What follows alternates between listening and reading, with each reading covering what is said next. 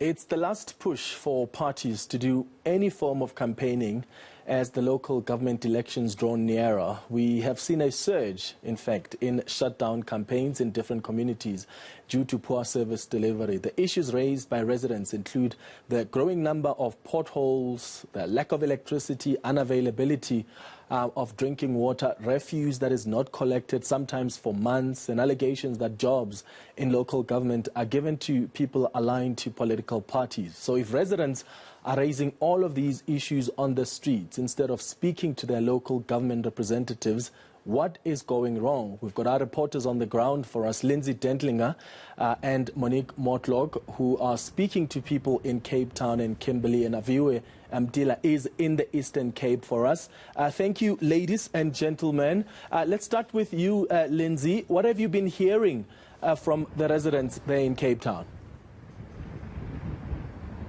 Well, as you've pointed out, Clement, a lot of unhappiness in the city's poorest suburbs of basic services like electricity and water and refuge and the like. Right now, I'm standing on the edge between Observatory, Salt River, an area about 10 kilometers outside the city, populated by a cross-section of Cape Town residents, students, medical staff, academics. And right where I'm standing is one of these very contentious issues with which they bump heads with the city over this controversial development of an ecological wetland. But Clement, that's not really what we're going to discuss here. What has been interesting that the Observatory Civic Association, if I can call it that, they are interviewing candidates who are vying to be their ward councillor. They've had the same DA ward councillor for near on 20 years now, and over 30 people are vying to take his job. And we've heard from many communities around Cape Town today that they're unhappy that their ward councillors don't actually live in the area which they want to represent. With me to discuss this is Edwin Anglis of the Observatory Civic Association. Edwin, thank you very much for your time this afternoon. Why did your civic association take on this process of holding town halls to test and to question those who want to be your next ward councillor? Well, we felt, as we're a very active civic, and we've engendered a lot of support from people in Observatory, which is the area that the OCA, Observatory Civic Association, covers, we felt it was really important to enable further engagement by the people, not only in Observatory, but all the voters in Ward 57, to engage with the people who make the laws that we have to live by. And when we saw that there were a record number of 32 candidates vying to represent the voters in our ward, we felt the best way would be to introduce these candidates to the electorate and allow the electorate to get a sense of who are the people that they're going to be voting for next Monday. So how successful was that? You've also run a bit of a poll as to see, to test the waters, who residents think might be worthy of the job. How successful has that been, and what do you think that does to enhance the democracy project in terms of electing people who represent large numbers of people? Well, I think it's very important in terms of the process of strengthening participatory democracy, particularly, you know, with the COVID limitations. In the past, there used to be lots of in-person town hall meetings where you could engage with your candidates. That, of course, doesn't happen these days. And so what we did was we advertised as broadly as possible through our website, through our newsletter, that we were inviting all of the 32 candidates to participate in a series of town hall meetings. Of the 32 candidates, 15 responded that they would be keen to make their views known to the electorate and to hear what the electorate has to say about them. So last Tuesday we had the first online town hall meeting where we had the first seven candidates who said they were keen. They participated in that. And then a few days ago, last Thursday, We had our second town hall meeting where 7 candidates said they would participate. Unfortunately, 2 dropped out at the last minute for technical reasons. Edwin, so just in terms of the services, this is a middle-class section of the city. We hear from many residents they're not getting what the city wants the rest of the country to believe that everybody is getting. How does your civic association perceive the kind of services you receive from the City of Cape Town? Well, clearly we don't have the same kind of service delivery issues that the majority of the people in Cape Town who live in much poorer suburbs have.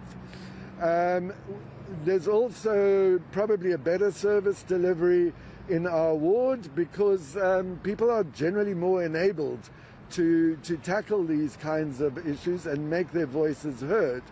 But what we struggle with in Ward 57, and I'm sure it's the same throughout all the wards in Cape Town, is having representatives who we elected who are answerable to us.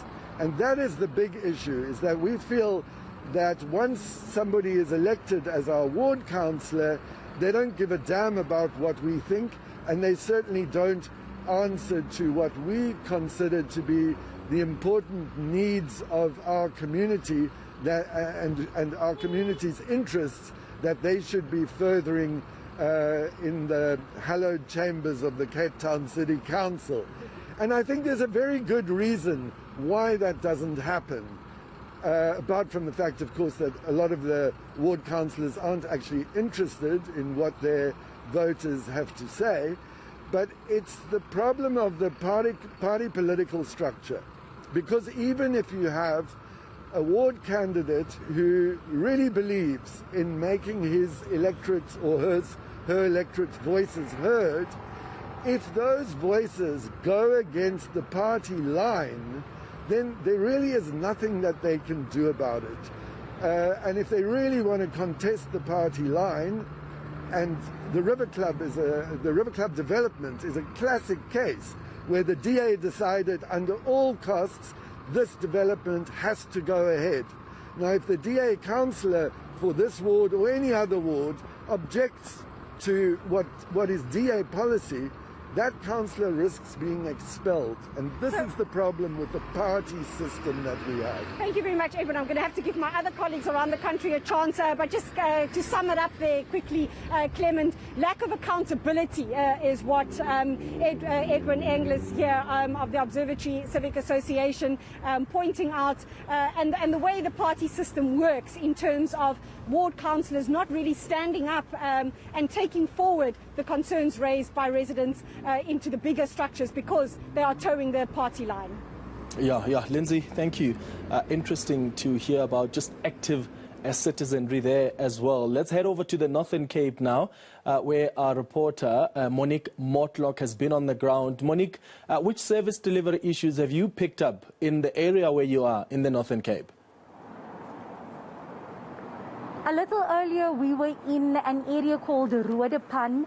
And in this area, you have a mixed bag of middle-income earners and low-income earners. We visited some of the informal settlements there where residents were telling us they're dealing with sewage flowing into their homes on a daily basis. We saw it for ourselves that in one of the roads, the sewage even moves onto the property of one of the high schools, and the stench was unbelievable. And on a hot day like today, one would expect that the sewage would dry up, but it was it was just lining the streets, the litter is everywhere, and residents are saying that tomorrow they'll be hearing from the municipality whether anything will happen with their demands, calling for electricity to be installed in that area.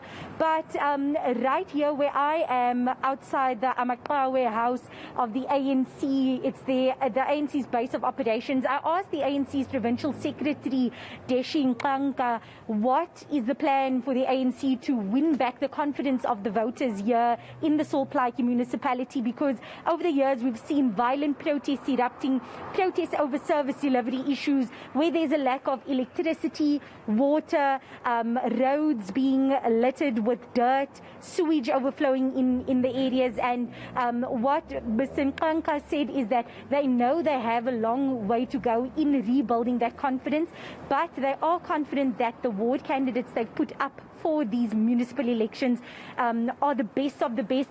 But what I wanted to do while I'm on the streets in the city centre, I saw some eager residents of Kimberley, some youngsters, and these are the voices that are so important, as they are not only our future generation, but they're the generation of now. Dankie dat julle met my praat. Let's start with you. You were very excited. Jy kan in Afrikaans antwoord.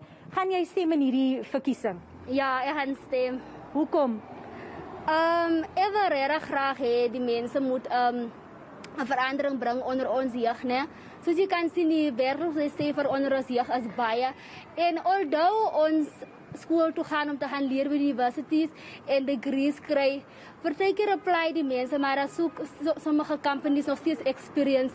Wat ek voel is 'n probleem, van hoe gaan julle hê ons moet experience raak as ons dan nog nie aangestel word nie? Verstaan jy? Jy moet eers werk om ons experience te kry. So ek sal graag wil hê hulle moet onder ons jeug hier vir ons aanstel. Dis al. And you, why are you voting? Hoekom stem jy? Why am I voting? So I feel like there's not like a lot of youth involvement happening like in the society and all that. So my vote, I feel like, would make a change in the sense that if as the youth we take initiative and vote and we become involved, then we raise our like concerns and stuff like that, then we'll be happy. I love it. I love hearing young voices. One more question, because I've been hearing this from many residents who I've spoken to today, saying that they feel they've been let down by politicians. Some of the older generation saying they're not even going to vote because they haven't seen a change. But yeah, you guys are saying we want to vote because we believe it will bring about change. What would your message be to other young people who still haven't decided whether they want to vote or not, but they are registered? Let me start with you. What would your message be? So my message for the young people that think their votes are not important, I feel like if you're not like taking a stand and saying this is not what you want, then it's like you're cool with whatever is happening. So if you go out there and be like, okay, this is wrong, we want change, then there'll be change. En jou boodskap? Wat ek sal sê, as gee die mense 'n kans, né, en vote dan nou, want soos baie van ons groot mense dan nou sê hulle dan nou niks gemaak en soos ons groot word, het ons dan nog gesien, maar sommige doen nou niks nie. So kom ons kyk maar wat hulle doen en gee hulle maar net 'n kans. Baie dankie. There you have it from the young people of Kimberley.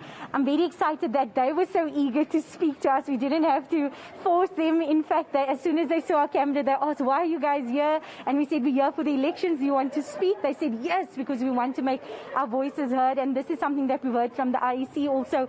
The IEC trying to get more young people to vote. We know that this was a bit of a concern, that the 18 to 20-year-olds, those low numbers that we've been seeing in registered voters. So as you can hear from them, all they want is more opportunities for young people. Earlier today we heard from the mayor of Solplaatje municipality saying that they have a plan in place to create more jobs for not only for young people, but to build SMMEs in order to create more jobs for the greater community of Solplaatje. Yeah, all right. Yeah, the IEC was quite impressed with the number of young people, beginners, people who are going to be voting for the first time that have registered. So it's good to see them eager on the streets. So from the Western Cape, Northern Cape, now to the Eastern Cape, where we find Aviwe Mdila. Aviwe, what are the residents there telling you? Well, Clement, I've been crisscrossing Buffalo City Metro, and currently I'm at NU4 in Danzana, a place called Zola Park. In fact, it's flanked by somewhat proper housing, something that the people that live here can only dream about. In fact, they've been dreaming about proper housing since the early 90s, when some of these shacks were erected. They live in squalor, they don't have the basic services, and say that they've had councillor to councillor stating the issue of housing here and services to no avail. So I want to actually catch up with some of them to understand the depth of the challenges heading to those local government elections. Mama, siyabulela ngokusijoyina apha eNCA. Kodwa kha sixelele ngengxaki zenu ningabahlali balapha eZola Park. Okay. Oh. Apha eZola Park thina apha ko-89 NU4 into esikhala ngayo apha asina toilet, asina manzi. Amagali wethu kudala sahlala apha agugile. Ngoku ke ngoba sicela bethunana noko khenisenzele ifavor noko khenisakhele itoilet nisenzele amanzi nisinike umbane siyasokola ngumbane apha eZola Park eNU4. Clement, no toilets, no electricity, no water, basic needs to live in. But I want to go find out, Mama. Xa nithetha no rhulumente no government uthini xa niveze ezingxaki zenu? Ndiyaxolisa mntanam because ezi zinto sizithethile kodwa khange ezi zinto zenzeke. Ngoku sinesicelo into kubana mabasibonelele singabantu and nangoku kuzavotwa nje siyamsapota qha njengoba sizamsapota zonke ezi zikhalazo zethu makazilungise. Okay, still a bit of hopeful there, but I want to get your sense this one.